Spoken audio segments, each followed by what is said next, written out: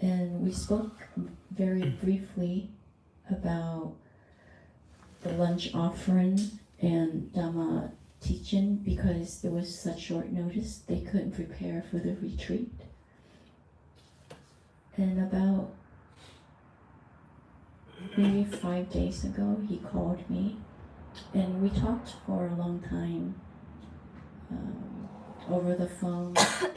He openly expressed his concerns, his wishes that the place is not being used right now according to the original purpose, the original intention. A lot of the abbots that came to teach, for some reason, did not find the temple as something that they could use where they could stay for a long time or permanently. So he thought about selling. He thought about retiring and just sell the place. But somehow he was never able to. He didn't want his original desire to go in vain. He wanted Dhamma to continue to spread and to make use of the facility. And even if he invites meditation teachers to come and conduct meditation retreat, because of the small Dhamma hall and lack of usable rooms, I mean the facility is not open enough. So a lot of the teachers will come by maybe for Dhamma teaching or just stay one night, but for long-term courses, 7 days, 10 days, they didn't think it was suitable. So he kept on looking, and I told him that let's connect, let's meet for Dhamma teaching and offering. And I want you to listen to Seattle's teaching. I want you to meet Seattle and the Sangha, listen to his teaching, and let Dhamma do the rest. It might be suitable for both sides, but I cannot say anything for now until you meet him. And so in my heart, I was really hoping that he would understand Seattle's teaching, that he will find Seattle's teaching valuable, and that it is a perfect match. So I was playing matchmaker, and I hope it ends in a marriage. But I wasn't able to stay for the full time, but I knew that it would not be difficult for him to be convinced. All he has to do is to listen to Seattle's teaching. We don't have to do much convincing, just listen. And sure enough, after the Dhamma teaching, he pulled me to the back with his wife. And he said that, we will talk for long-term usage. And I think we could work something out. So at that time, I think you have won them over. They found something that they have been looking for. I just hope that if we conduct retreats, if we were to use it on long term, we will protect the place as if they have been protecting it for a long time. We would value it as much as the original owner has valued it, and we will make the use of it as their initial intention and not for anything else.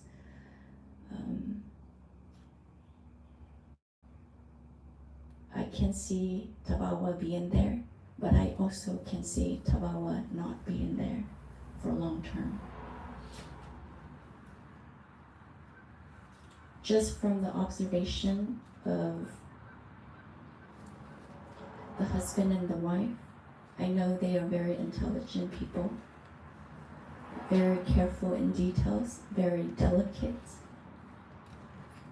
and they like things to be in order, have a system.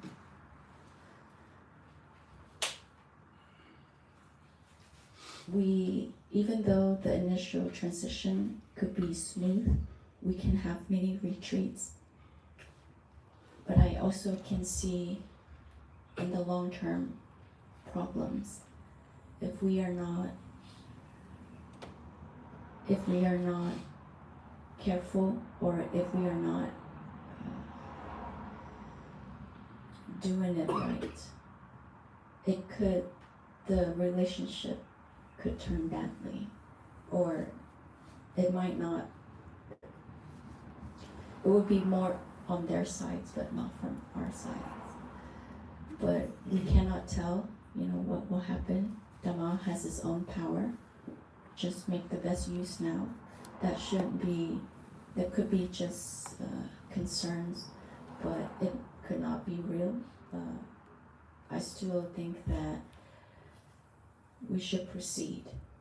If it was offered as to be used as a meditation center, let's conduct as many retreats there as possible. And the merits of it will solve any problems that we encounter. I think that was it. I just very quickly summarize for the Vietnamese. Con biết cô chú là thông qua một người Virginia đã giới thiệu con đến, và khi mà con có đến hỏi về trường ngàn Phật thì chú có đồng ý là chú có ý là sẽ thỉnh anh Đoàn đến để mà dự một buổi trai và cho một bài pháp. Nhưng mà một tuần trước khi mà con đến thì chú có gọi cho con và chú có chia sẻ và tâm sự, phải gọi là hai chú cháu tâm sự với nhau về cái ý nguyện của trung tâm thiền đó. Thì chú có chia sẻ về những khó khăn mà chú đã gặp phải và những cái khắc khoải về việc hoàn pháp. Vì thật ra chú cũng có thỉnh một vài vị để đến làm trụ trì, tổ chức các khóa tu. Nhưng vì một nguyên nhân nào đó thì các khóa tu không được dài hạn. Có thể là họ chỉ ghé đến cho một bài pháp thoại nhưng lại không tổ chức khóa 7 ngày hoặc 10 ngày chẳng hạn. Vì ngôi nhà đó cũng hơi chật và đi lên đi xuống thì cũng bất tiện và không có quá nhiều phòng. Và đôi khi là cái việc hướng dẫn pháp ở đó bị ngưng lại hoặc là bị giới hạn. Và đôi lúc thì chú nghĩ là chú phải bán cái ngôi nhà đó, nhưng mà chú vẫn không làm. Chú vẫn hy vọng rằng nơi đó có thể trường tồn, có thể trở thành một cái nơi để mà quý ngài có thể hoằng pháp, giống như là cái ý định sơ khai thuở ban đầu của cô chú. Và Cindy không muốn nói nhiều về ngài thiền sư cũng giống như là tăng đoàn Thabawa. Cindy chỉ nói với chú rằng chú hãy đến và nghe một bài pháp của ngài thiền sư và gặp gỡ ngài thiền sư. Sau đó chú tự sẽ biết là chú cần phải làm gì và chú có thể đưa ra quyết định. Và sau khi mà gặp ngài thiền sư, con không bao giờ nghĩ rằng ngài thiền sư cần phải thuyết phục chú. Con không bao giờ nghĩ như vậy. Con luôn nghĩ rằng chỉ cần là chú nghe một bài pháp thì pháp sẽ thuyết phục chú. Pháp sẽ nói cho chú biết là chú cần phải làm gì. Và đúng như vậy, sau buổi pháp thoại ngày hôm qua thì cô chú có gặp con ở đằng sau. Và cô chú có nói rằng có lẽ là sẽ có một cái gì đó dài hạn có thể xảy ra. Và cô chú rất là quý về những cái giáo pháp mà Ngài Thiền Sư đã ban, và cô chú sẽ liên lạc với con để làm sao mà chúng ta đi tới những cái bước tiếp theo. Con đương nhiên là cũng vui nhưng cũng không có quá ngạc nhiên, vì con cũng biết được đó là nó sẽ là một cái mối duyên rất là tốt đẹp, và nó sẽ thành tựu vì một bên thì cần, cả hai bên đều cần nhau, cả hai bên đều cần lẫn nhau cả. Nhưng con cũng có quan ngại một ít là con nghĩ rằng trong giai đoạn đầu thì mọi thứ có thể là sẽ xảy ra rất là tốt đẹp. Chúng ta cũng có thể tổ chức những khóa thiền liên tục và có sinh hoạt của việc hoằng pháp ở đó. Nhưng mà theo sự để ý của con thì con thấy cô chú là một người rất chỉnh chu, một người có học thức và rất chỉnh chu. Thì vì những người chỉnh chu và có học thức thường hay nghiêng về cái phía là phải có lập trình rõ ràng và một hệ thống rõ ràng. Nhưng theo trải nghiệm của con thì tăng đoàn Thabawa là hoàn toàn trái ngược. Cho nên có thể là về lâu về dài có thể xảy ra những cái xung đột về cách vận hành. Những cái việc này thì cũng chỉ là lo lắng mà thôi, mà cũng chưa chắc gì nó đã xảy ra như vậy. Chỉ là nếu như chúng ta tổ chức khóa tu, tiếp tục các khóa tu, thì có thể cái phước báu mà do cái việc hoằng pháp nó sẽ thay đổi mọi thứ, hoặc là pháp sẽ bảo vệ nơi đó và pháp sẽ tự vận hành. Cho nên việc lo lắng chỉ là lo lắng mà thôi, nhưng đó cũng là một cái điểm mà cũng khắc khoải ở trong lòng của con. Nhưng con cũng nghĩ rằng chúng ta hãy bắt đầu, cho dù là có khó khăn hoặc là tương lai có ra sao thì chúng ta cũng phải bắt đầu. Nếu không bắt đầu thì sẽ không biết được chuyện gì xảy ra. Cho nên là khi Ngài Thiền Sư về, chú sẽ liên lạc với con để mà sắp lịch cho năm sau. I also want to let Seattle knows that there's a group in Virginia with a lot of meditators from a different place that I have reached out to them before our trip to organize meditation retreat, but they were not able to give us the time. But they called me after you left Virginia. They called me about on my way to Georgia. And they say that they would like Seattle to conduct long-term retreat there for the facility. And she will let me know what schedule the center has availability. And if it's aligns with your availability, we can have long-term courses there. And she did listen to your teaching in Virginia. She invite you to come for a retreat, so I will work with her. I also received a phone call from the head nun at Phước Hải Temple in North Carolina, the one that we just received. We just conducted the 3-day meditation retreat. She asked me to come back the end of May to translate for Vesak. It's a big ceremony. Apparently, Bhikkhuni has deep connections with all the Buddhist temples around and the officials around. So she wants me to translate at the same times to introduce our group, to introduce our Sangha, so that we can be friendly and be able to use their facility for future retreats. So she told me to come back in May for a few days, and I promised her I will come back. So that is our plan for next year. May I will come back, but I'm not sure about your availability. I have to check the schedule, your schedule, before I can arrange it. So maybe if I can't arrange it, I can arrange for one place in Virginia, one place for North Carolina, and one at the Thousand Buddha. So if you make one trip, you can have 3 places. But we will determine which month is appropriate. Là khi mà trên đường đến đây thì có một cái trung tâm thiền gọi là trung tâm thiền đức ở Virginia, có rất là đông thiền sinh và nơi đó thường thỉnh các vị lớn về. Cái nơi đó là cái nơi mà con đã xin được tổ chức khóa tu ở Virginia, nhưng vì họ không có sắp xếp lịch được cho nên là chúng ta không thể tổ chức ở đó. Nhưng sau khi ngài thiền sư rời đi thì họ có nghe những cái feedback về các thiền sinh ở đó, và cái người chủ ở đó cũng có nghe lời giảng của ngài, thì cô có gọi và nói về thỉnh ngài là sẽ sắp xếp cái lịch cho năm sau để mà hoằng pháp, để mà tổ chức một cái khóa tu dài hạn ở đó. Thì con sẽ thỉnh ngài thiền sư vào cái thời điểm nào là tốt nhất. Và ngoài ra thì trên đường đến đây thì sư bà Minh Nghiêm cũng có mong muốn là con sẽ quay lại vào tháng 5 để mà thông dịch cho một buổi lễ Phật đản.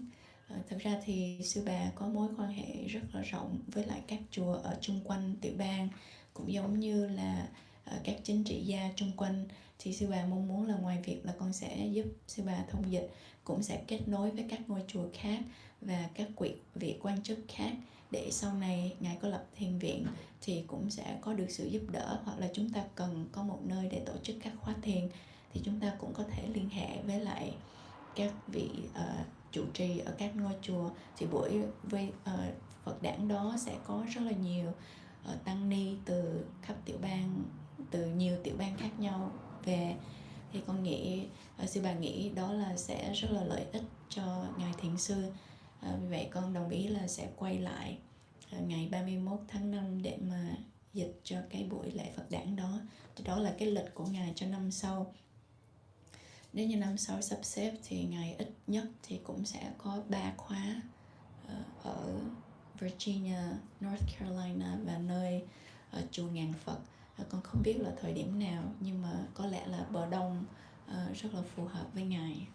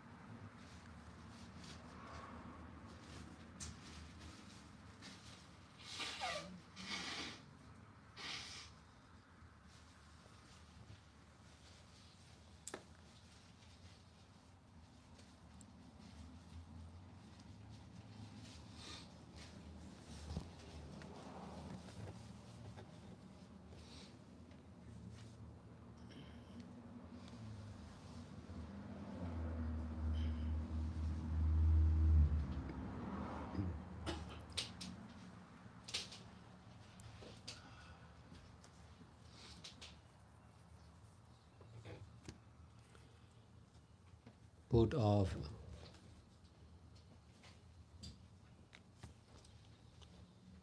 our life and our belongings are to use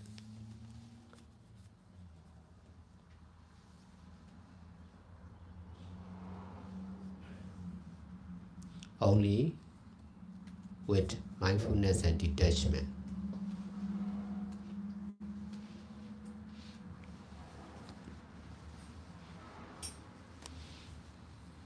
But we are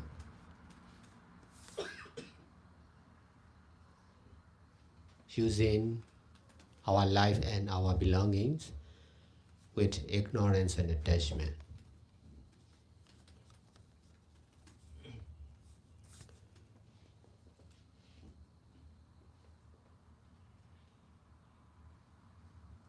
ignorance is not understanding or wrong understanding.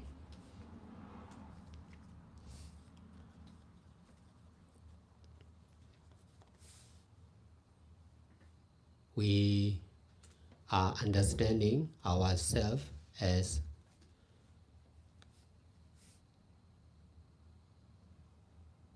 living beings or human beings or a man or a woman. That's why we are attaching the life of living beings and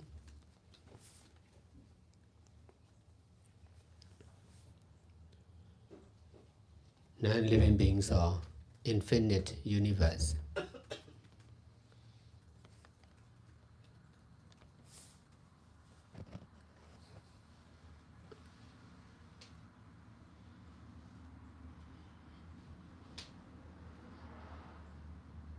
Because of not knowing the truth of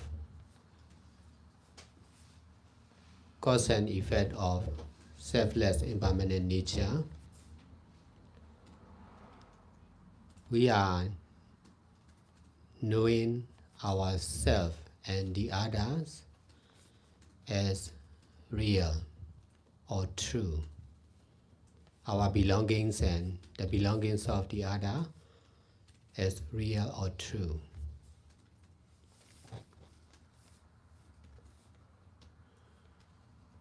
Besides, we attach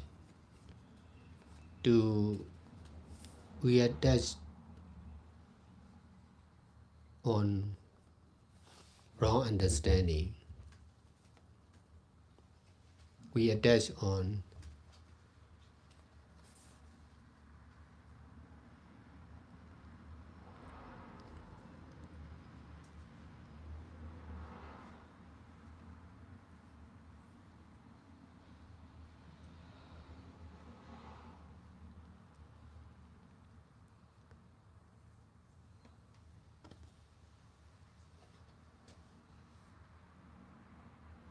living and non-living beings. That attachment is the cause of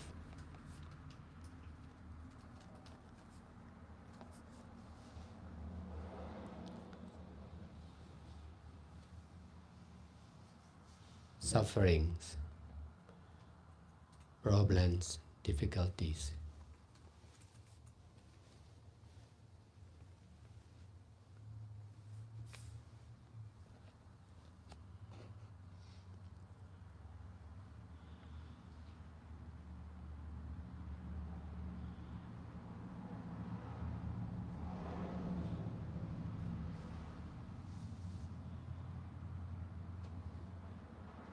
Our past ignorance or wrong understanding created our present life. Our present attachment on ourselves and our belongings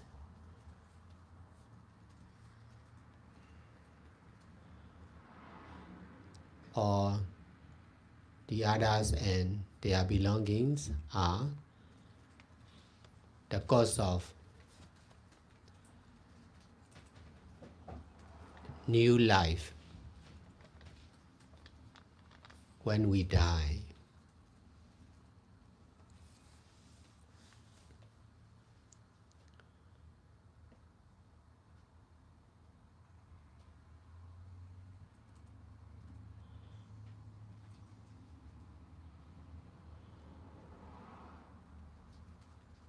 If we are understanding like this, we should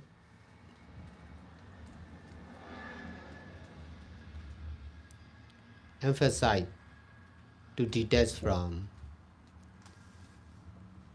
our personal and collective attachment.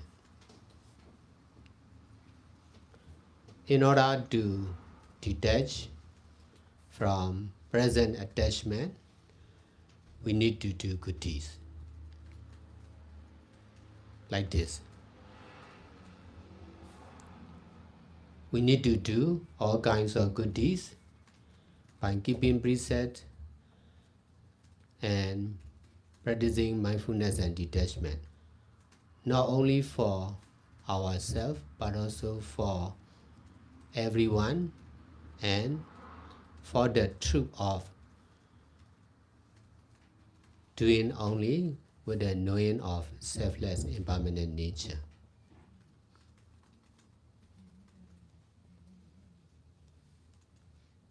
I have been practicing and teaching like this for over 25 years continuously. I am able to teach like this because of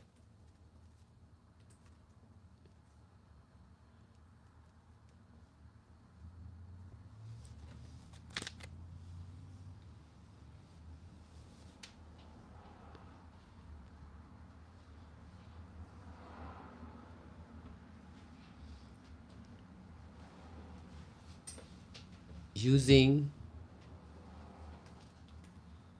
both power of self and selflessness in the right way of using only with the knowing of selfless impermanent nature.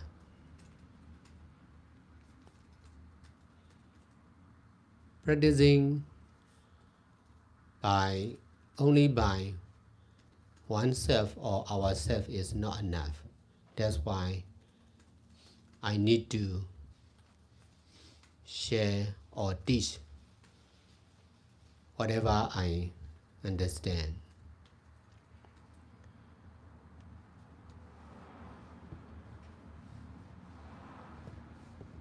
But practicing meditation by keeping precepts is also to do or practice only.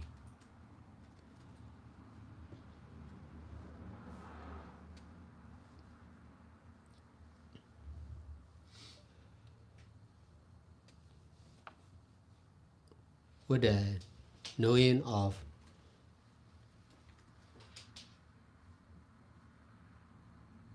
the same truth of selfless impermanent nature.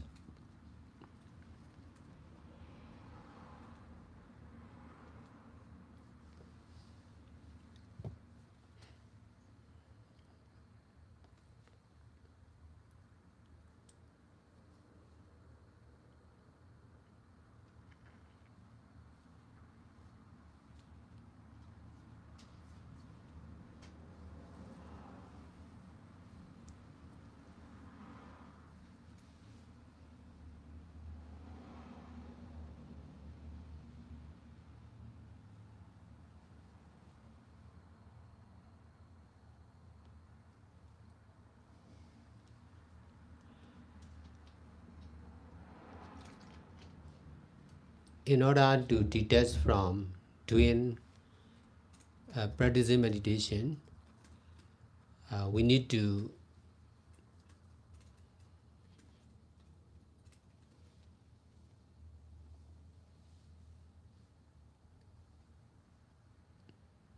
detach from our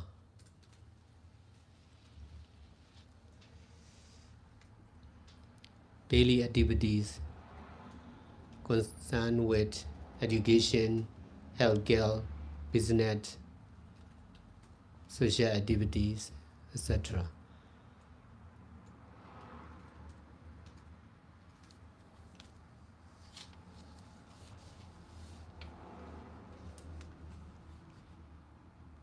Detachment is mostly concerned with the mind, but if we are difficult to detach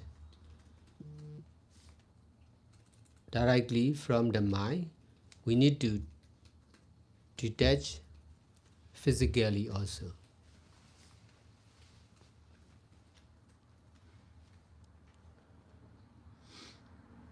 We need to stay in the meditation center to detach from staying at home. We need to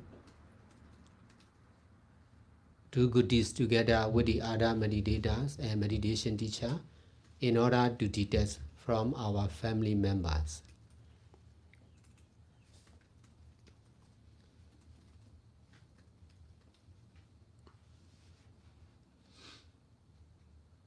To detach from what we used to do,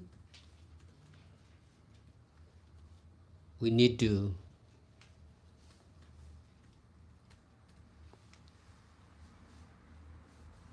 practice in the meditation retreat together with the other meditators.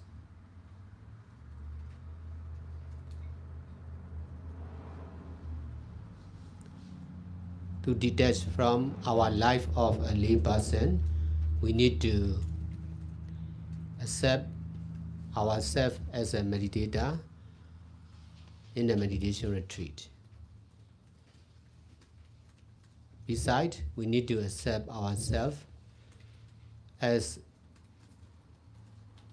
not someone, not something, just cause and effect of selfless impermanent nature.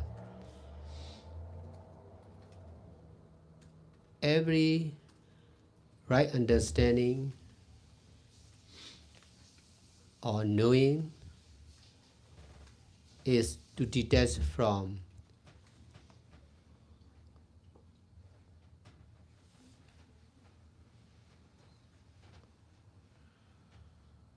our former knowing.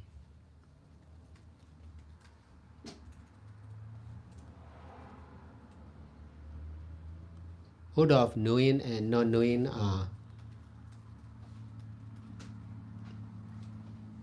to be using only with the knowing of selfless impermanent nature.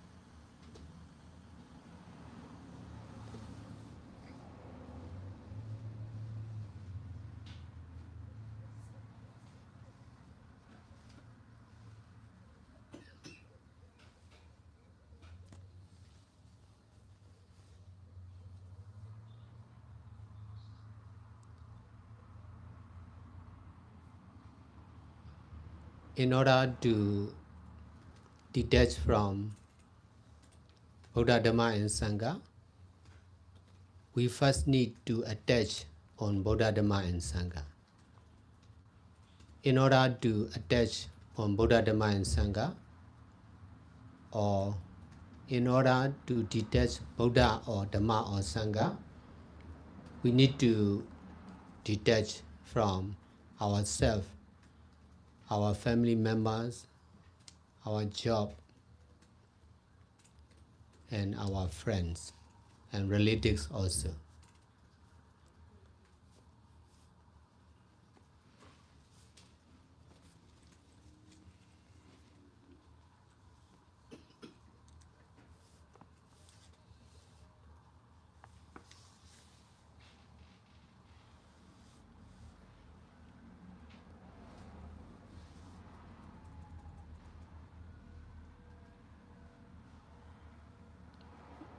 Most of the living beings are facing with difficulties in their life because of their attachment.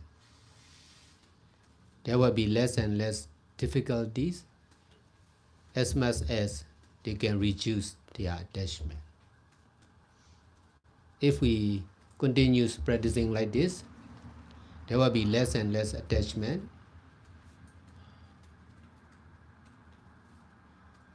In our present mind, in this way, there will also be less and less difficulties, whatever we do.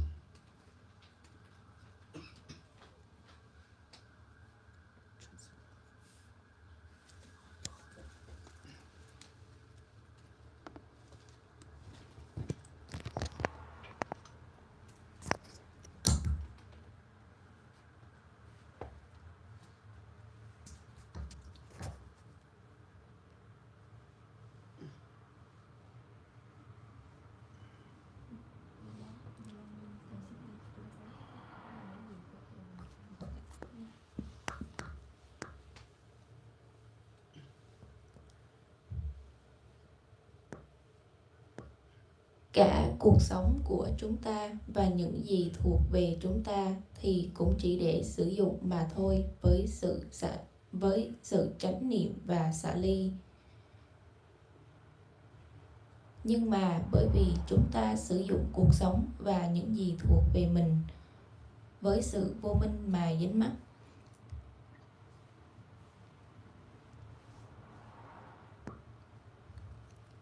Sự vô minh thì chính là cái hiểu sai hoặc là không hiểu. Chúng ta hiểu bản thân mình như là một chúng sinh hay một con người hay một người đàn ông, một người đàn bà. Đó là lý do vì sao mà chúng ta dính mắc vào cuộc đời của một chúng sinh và phi chúng sinh và vũ trụ vô tận.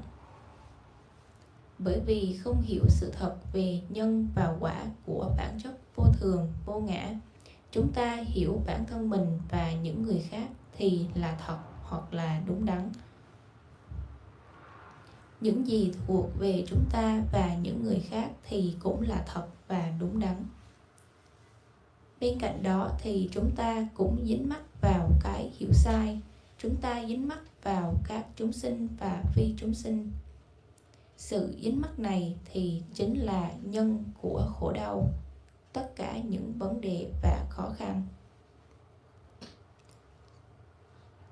Sự vô minh hay cái hiểu sai trong quá khứ của chúng ta đã tạo nên cuộc đời hiện tại. Sự dính mắc vào bản thân chúng ta và những gì thuộc về chúng ta ở thời điểm hiện tại, cũng như dính mắc về những người khác và những gì thuộc về họ, thì là nhân cho cuộc đời mới sau khi mà chúng ta mất. Nếu như chúng ta có thể hiểu được như thế này, chúng ta nên nhấn mạnh vào việc xả ly khỏi những sự dính mắc cá nhân và tập thể. Để có thể xả ly được khỏi những dính mắc ở hiện tại, chúng ta cần phải làm những thiện pháp như thế này. Chúng ta cần phải làm tất cả các loại thiện pháp bằng cách giữ giới và thực hành thiền, không những cho bản thân chúng ta mà còn cho tất cả mọi người, và cho sự thật làm cũng chỉ để làm mà thôi, với sự hay biết về bản chất vô thường, vô ngã. Thầy đã thực hành thiền và dạy như thế này trong hơn 25 năm liên tục. Thầy có thể dạy được như thế này là bởi vì khả năng sử dụng cả sức mạnh của ngã và vô ngã theo cách đúng đắn, với cái hiểu về việc sử dụng cũng chỉ là sử dụng mà thôi, với cái thấy cái biết về tự nhiên vô thường vô ngã.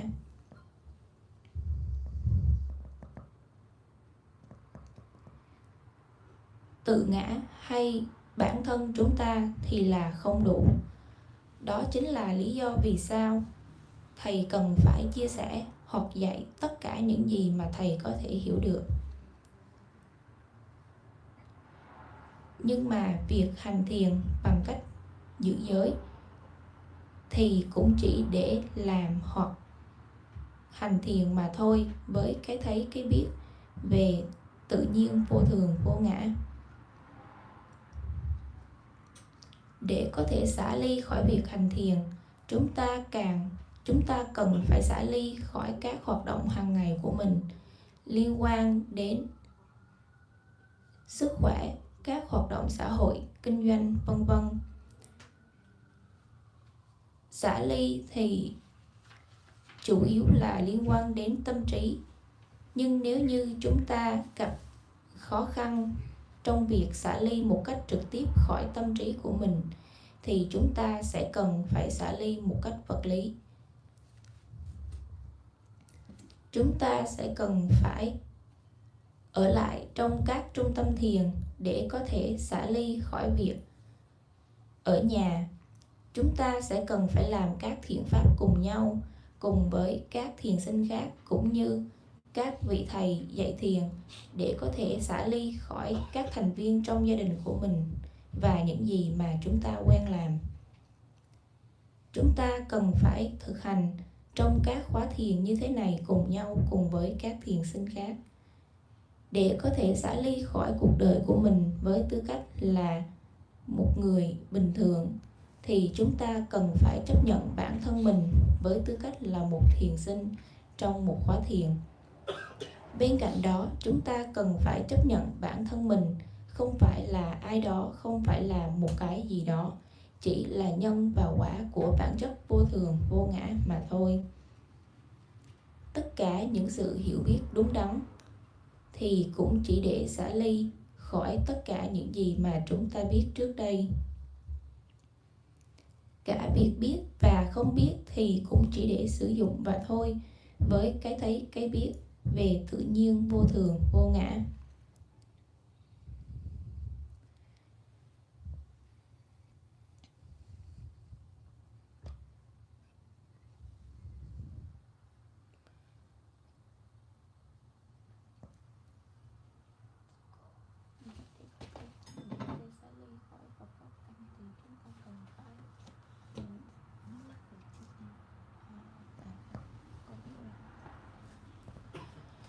Để có thể xả ly khỏi Phật, Pháp và Tăng thì ban đầu chúng ta cần phải dính mắc với Phật, Pháp và Tăng.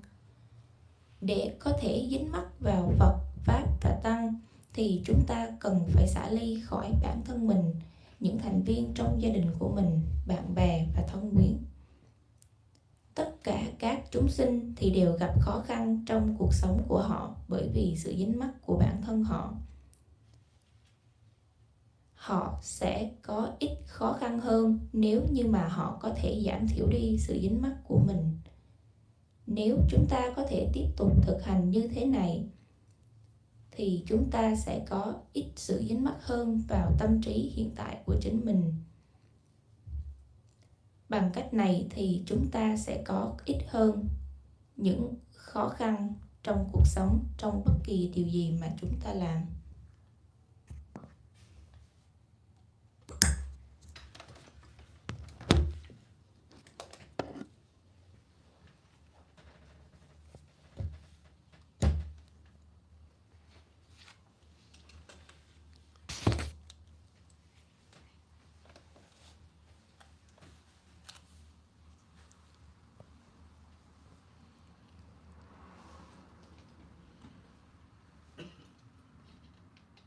Before I started practicing meditation, I read a lot of books, but not Buddhist literature, when I was young. Because of reading the books, the word "nothing is impossible" is in my mind, even when I was young.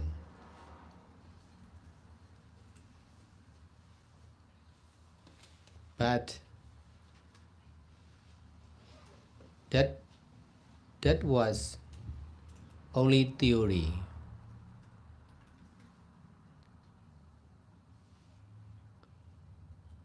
I know that motto, but I'm not remembering all the time. That theory is not in my mind all the time.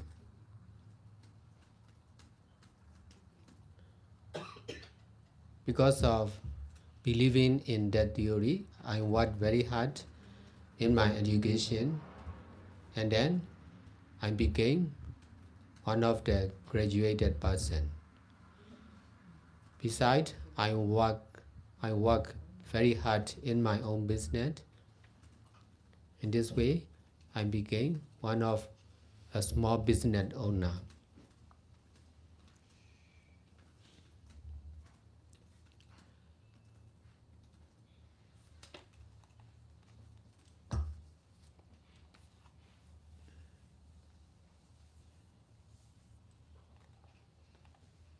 But although I became one of the educated business owner, That theory was not in my mind all the time.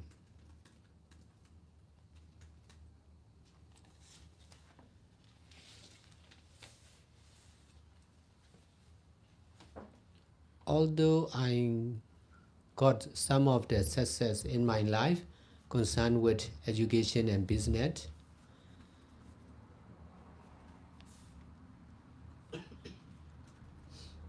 there were many things I couldn't do, or I was not satisfied.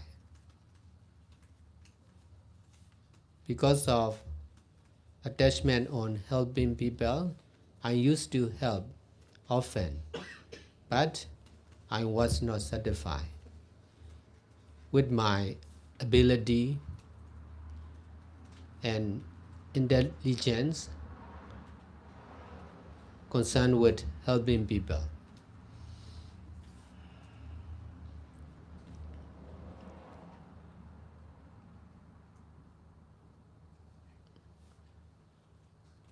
Besides, there were also many things I don't understand. I didn't understand about Buddha, the truth of Buddha, Dhamma, and Sangha also. Only by practicing meditation together with doing all kinds of good deeds, by keeping precepts, not only for me but also for all, and for the truth of doing only,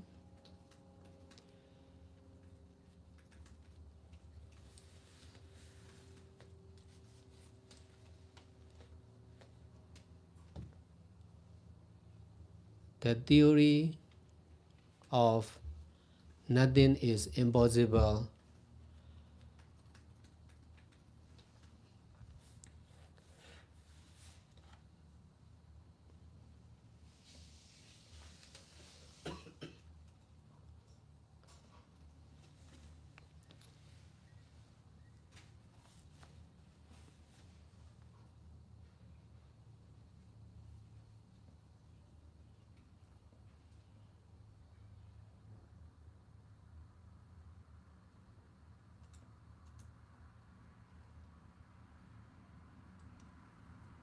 became my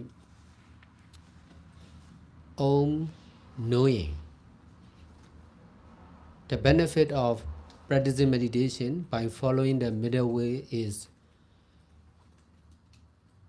knowing the truth of nothing is impossible all the time.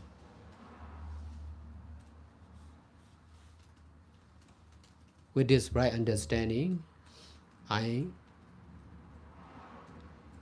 have been solving the most difficult problems of Buddhism and society one after another.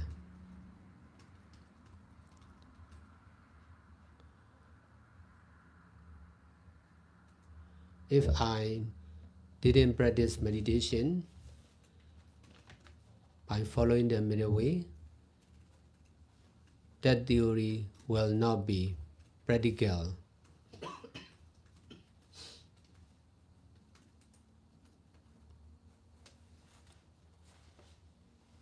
Or the best use for me.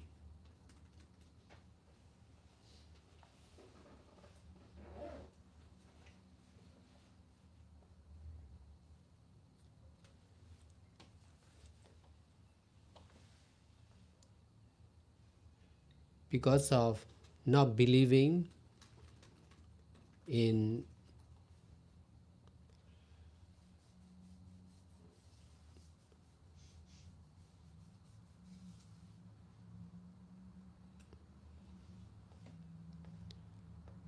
nothing is impossible.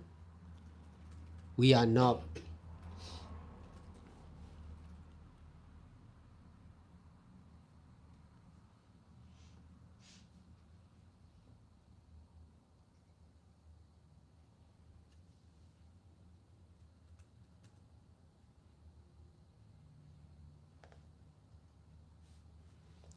much trying to stop the bad action of ourselves and the others.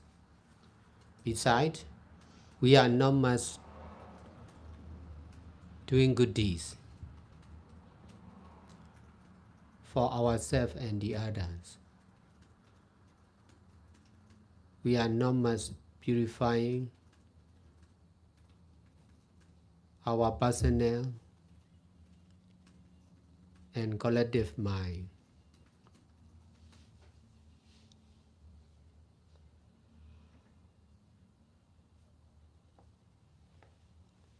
Only by believing the truth of nothing is impossible or everything is possible,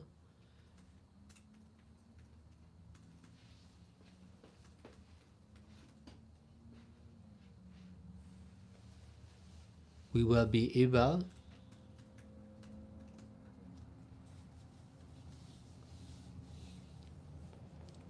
more and more in not doing bad deeds, in doing good deeds, and in purifying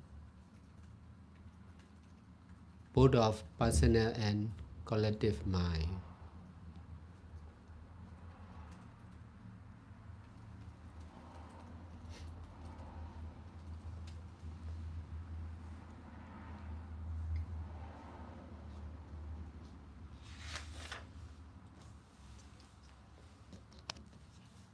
With this right understanding, I am helping, I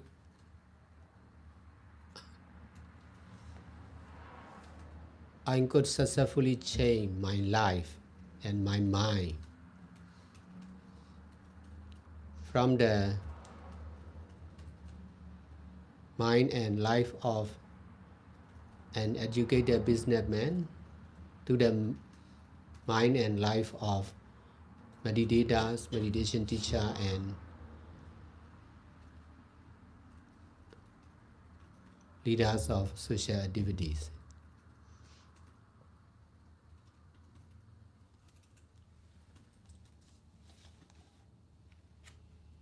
And also founder of many meditation centers.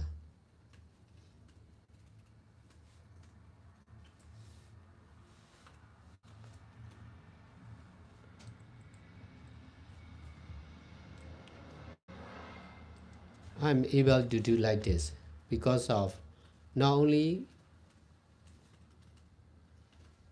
doing good deeds by myself, but also helping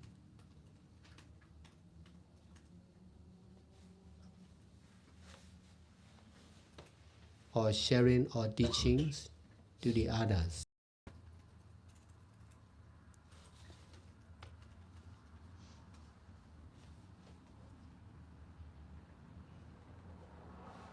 In this way, I have been helping more and more people to practice and teach meditation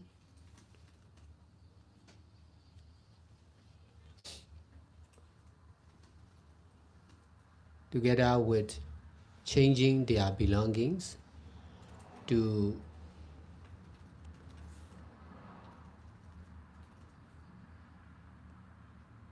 be monastery or meditation center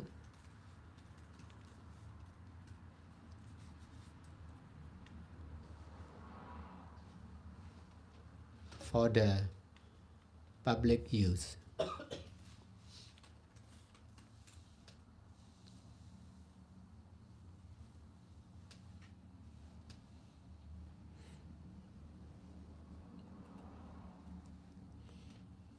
I'm doing like this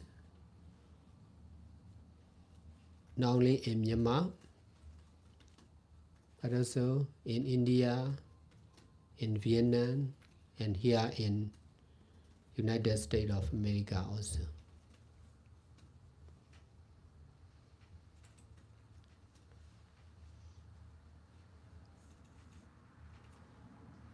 In this way, for the people who want to change their life, their mind, and their belongings,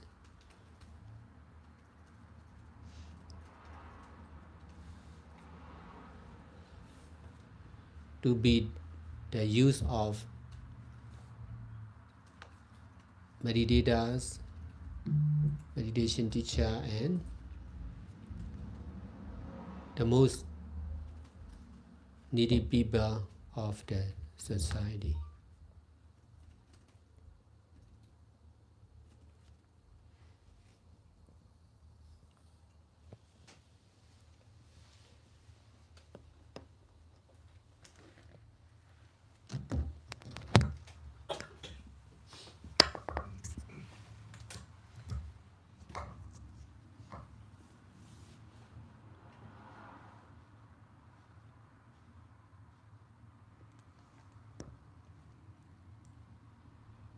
Trước khi thầy thực hành thiền, thầy đọc rất nhiều sách, nhưng không phải là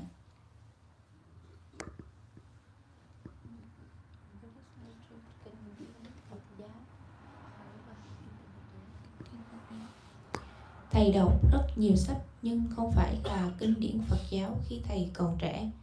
Bởi vì đọc rất nhiều sách, cho nên đối với thầy thì không gì là không thể cả. Nhưng mà điều đó thì cũng chỉ là lý thuyết mà thôi. Và thầy thì không phải lúc nào cũng ghi nhớ điều này trong tâm trí. Lý thuyết đó thì không phải lúc nào cũng ở trong tâm trí của thầy. Bởi vì tin vào lý thuyết này, thầy làm việc rất chăm chỉ và sau đó thầy trở thành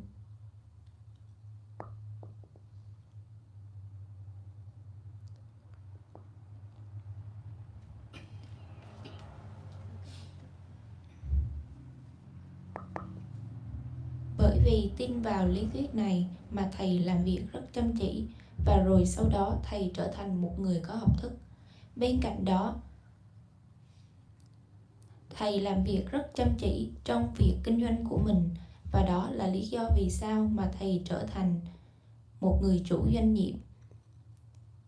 Nhưng mặc dù thầy đã trở thành một người chủ doanh nghiệp có học thức thì lý thuyết đó vẫn không ở trong tâm trí của thầy mọi thời gian. Mặc dù thầy đã có được sự thành công liên quan đến việc giáo dục và kinh doanh, vẫn có rất nhiều thứ mà thầy vẫn không thể làm hoặc là không cảm thấy thỏa mãn. Bởi vì sự dính mắc vào việc giúp đỡ người khác, thầy đã từng giúp đỡ họ, nhưng thông thường thì thầy sẽ không thấy thỏa mãn với khả năng và trí thông minh của mình liên quan đến việc giúp đỡ người khác.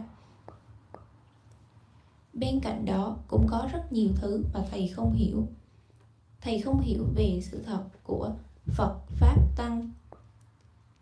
Chỉ bằng cách thực hành thiền cùng nhau, cũng như làm tất cả các loại thiền pháp như thế này, bằng cách giữ giới không những cho thầy mà còn cho tất cả, với cái thấy cái biết về làm cũng chỉ để làm mà thôi, thì lý thuyết về không gì là không cả, không gì là không thể trở thành cái biết riêng của thầy.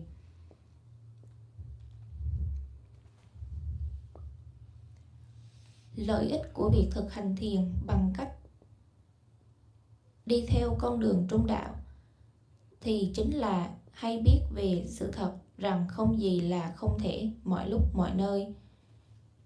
Với cái hiểu đúng đắn này, thầy đã giải quyết được rất nhiều những vấn đề khó khăn liên quan đến Phật giáo và xã hội.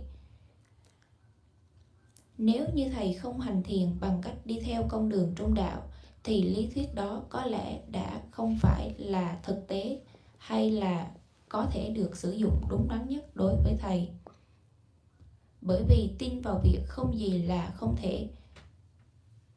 Chúng ta không cố gắng hết sức để có thể dừng lại các hành động xấu của chính bản thân mình và những người khác. Bên cạnh đó thì chúng ta cũng không làm nhiều việc tốt cho bản thân mình và cho mọi người. Tâm trí cá nhân và tâm trí tập thể của chúng ta thì không được thanh lọc. Chỉ bằng cách tin vào sự thật rằng không gì là không thể, hay tất cả mọi thứ thì đều là có thể, chúng ta có thể làm nhiều thiện pháp hơn, cũng như thanh lọc tâm trí tập thể và cá nhân của mình. Với cái thấy cái biết đúng đắn này thì thầy đã có thể thành công thay đổi được cuộc đời và tâm trí của mình, từ một người kinh doanh thành công có học thức trở thành một người thiền sinh, thiền sư, cũng như là một nhà lãnh đạo các hoạt động xã hội. Và thầy cũng là nhà sáng lập của rất nhiều các trung tâm thiền. Thầy có thể làm như thế này đó là bởi vì thầy không những làm thiện pháp cho chính mình mà còn giúp đỡ và chia sẻ và giảng dạy tới rất nhiều người khác. Bằng cách này thì thầy có thể giúp được nhiều người hơn trong việc thực hành và dạy thiền, cùng với việc thay đổi những gì thuộc về họ để có thể trở thành tu viện hoặc là trung tâm thiền cho cộng đồng. Thầy có thể làm như thế này không những ở Miến Điện mà còn ở Ấn Độ, Việt Nam và cả Mỹ nữa. Bằng cách này thì những người mà họ có mong muốn thay đổi tâm trí, cuộc đời cũng như là những gì thuộc về mình để có thể được sử dụng cho việc tu tập, trở thành một thiền sinh, thiền sư và những người cần giúp đỡ trong xã hội.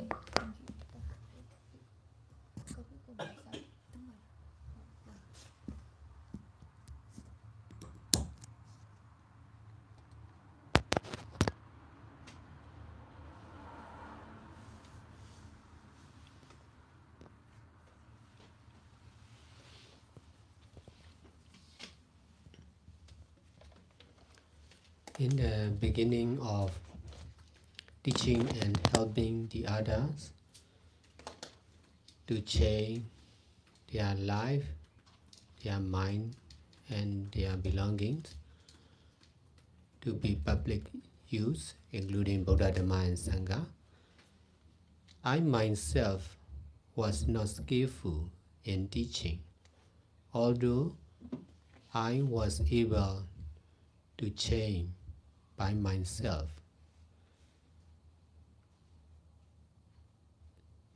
This is the saying in the sight of the donors or volunteers or meditators. They were not skillful to understand the middle way and in doing good deeds. That's why not much success at that time.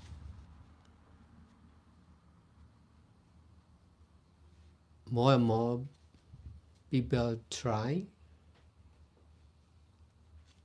one after another, but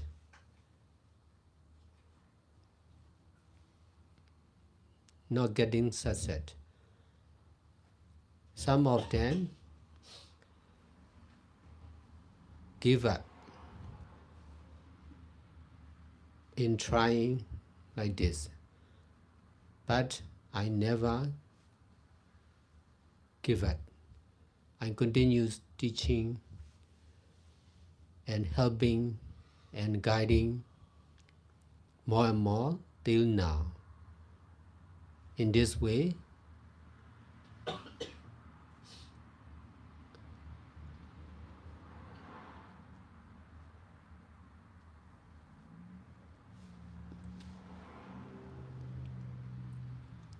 more and more people are easy to change their mind and life and belongings.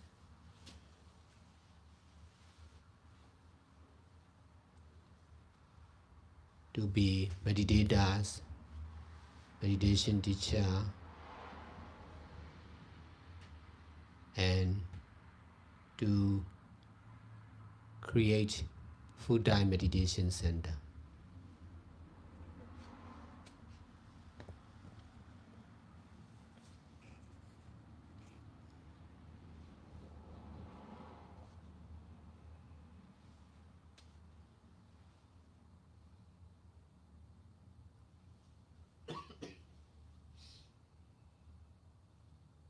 Practice makes perfect. The more we practice, there will be more and more complete, for sure.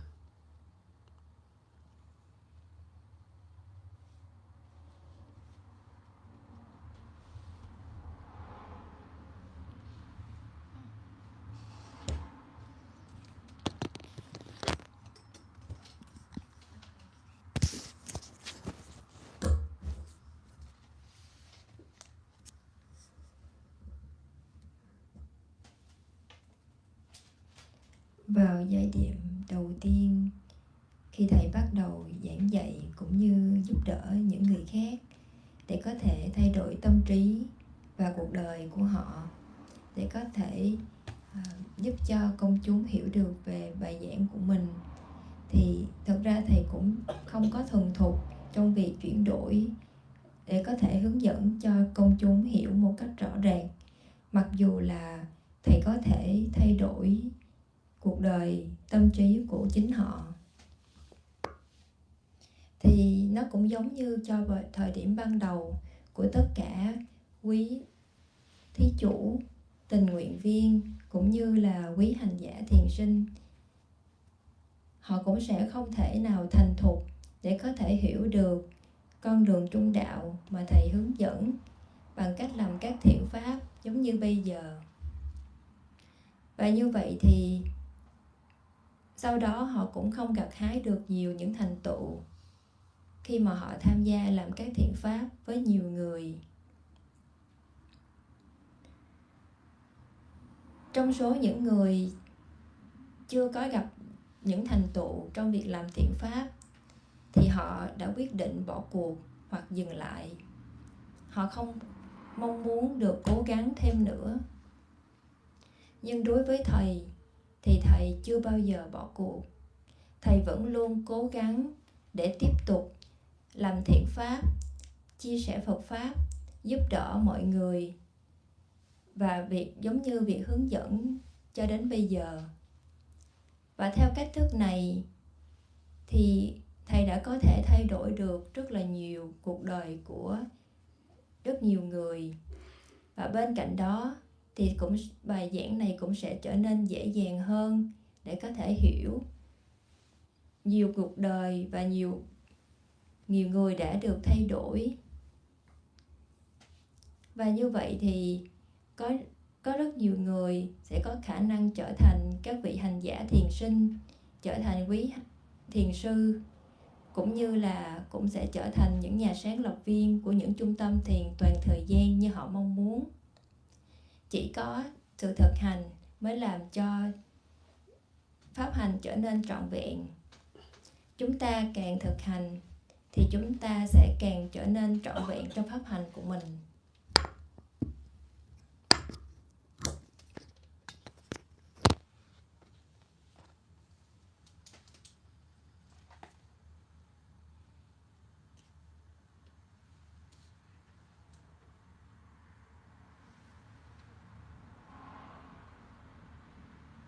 Using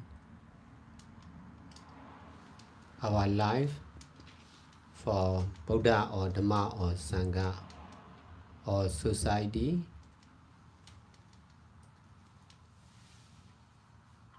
is more easy to do. Many people are able to do, but using our belongings for Buddha or Dhamma or Sangha or society is not much easy.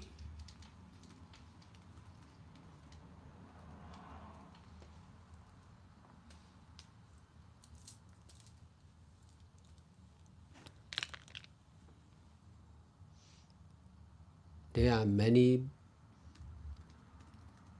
people who have their belongings, but they can use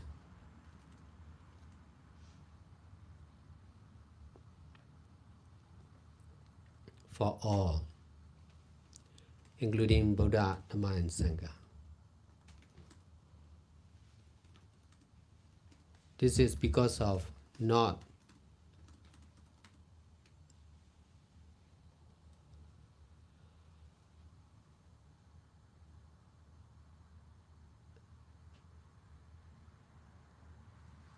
understanding and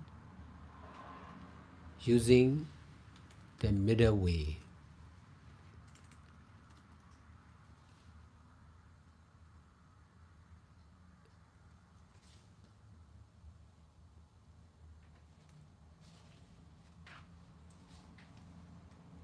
Deeply and clearly.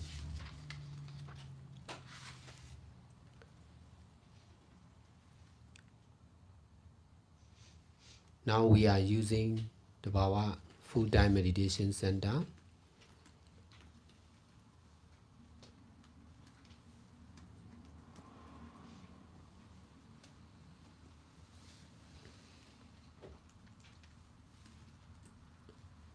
To understand and use the middle way for more and more people.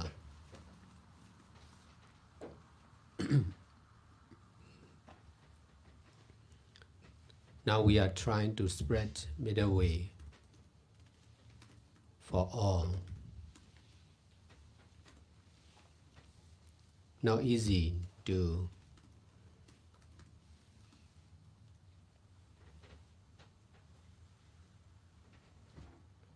understand, practice and teach. But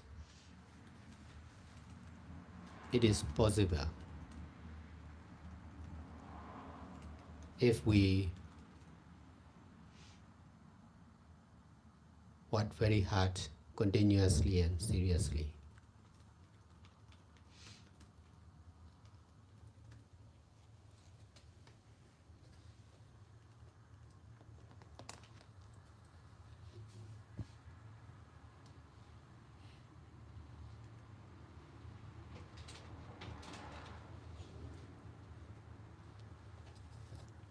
Because of using my belongings for all, I'm able to help more and more people to use their belongings for all, including Buddha, Dhamma and Sangha.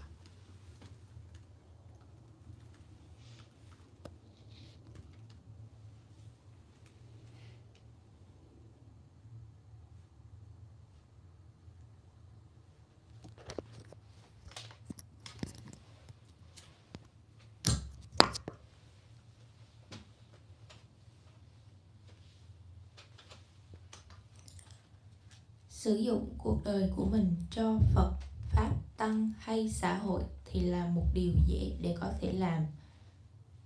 Có rất nhiều người thì có thể làm điều này, nhưng sử dụng tài sản của chúng ta cho Phật, Pháp, Tăng hay xã hội thì không dễ để có thể làm. Có rất nhiều người, những người có tài sản, nhưng họ không thể sử dụng chúng cho những gì liên quan đến Phật, Pháp và Tăng.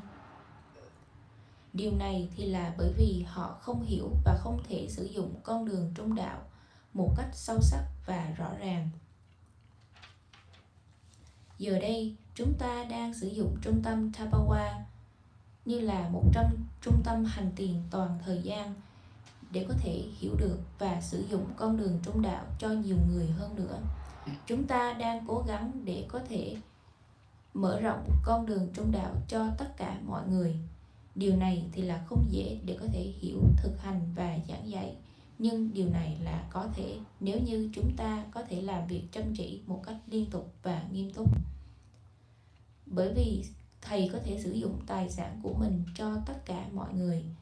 Thầy có thể giúp nhiều và nhiều người hơn trong việc sử dụng tài sản của họ cho tất cả, bao gồm cả Phật, Pháp và Tăng.